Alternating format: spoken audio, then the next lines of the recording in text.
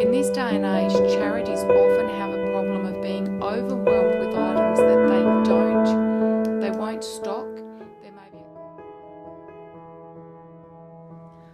Hi guys, I'm Rachel Milligan from Professional Organiser Tas. Let's have a chat.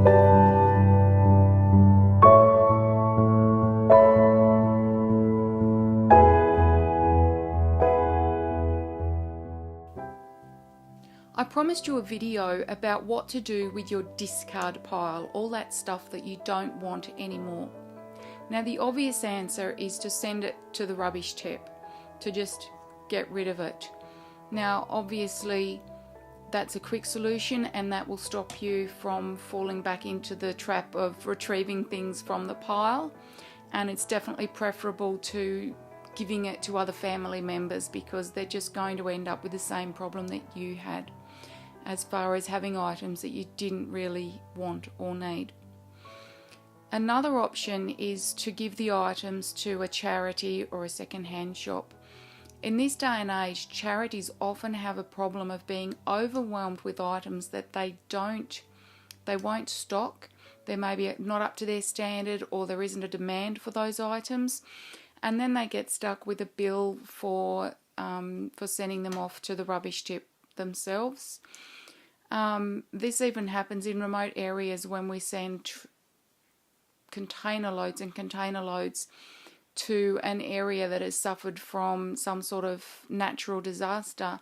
Oftentimes, if you dig a bit deeper, you find that items that were sent weren't the kind of items that they needed, and suddenly they have this excess of items in storage, and that the charities there on the ground are suffering this huge cost of storing items that are not actually useful. So the big lesson here is just to be very mindful when you are donating items to a charity. It might be that you contact them and ask about what sort of items are appropriate and which aren't. If you're using a charity bin, there's nobody there to ask, but just be mindful, is there a use for the item? Is there a way someone can use it? And is it an item that there's going to be demand for, or is it something, is it a margarine container that's a dime a dozen and they're probably not going to be looking for those sort of items?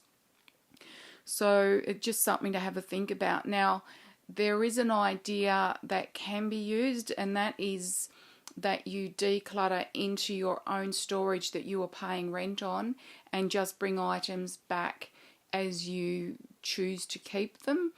I would caution against this, A, because the bill can climb, and B, because there is a temptation to leave the unwanted items in storage rather than resolving the situation by just getting rid of them one way or another. Now, you might be somebody who wants to sell your old items on Gumtree, eBay, one of these other online sales sites, marketplaces. Yes, that's a great idea, but you need to measure up, ideally, whether it's worth your time to take the photographs, write out the description, post the sale item, monitor interest and questions, and package the item and post it off when it does sell. So to give you an example, somebody I knew had collected thousands of brand new magazine brochures. They were in the envelopes. He'd been sent them by the car dealerships, and some of those might have been worth $40 each. The majority of them weren't. And what he found was that going through the whole process of doing a nice photograph and a description, etc., and posting those on eBay, he just wasn't getting a return on his time. He was better off to go out on the job that he had and make money that way. And so the compromise was to box up bundles of these brochures and sell them. And so it was the buyer's pot luck, or they might have some indication of what was in that bundle. And the person doing the selling just took a compromise on what money he was going to get. But obviously he spent a lot less time selling all those items by selling them in bundles. So that's just a few ideas about what to do with the items you don't want anymore.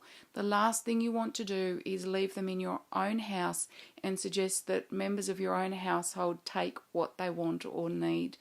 It's very unlikely that they are really going to need the items. And what you can do to head off that situation is, before you begin to declutter, suggest that people you know write a list of items that they are looking out for. And that way, if you come across that while you're decluttering, sure, you can give that to them. But generally, I would expect that most items end up going to a charity or to the rubbish tip.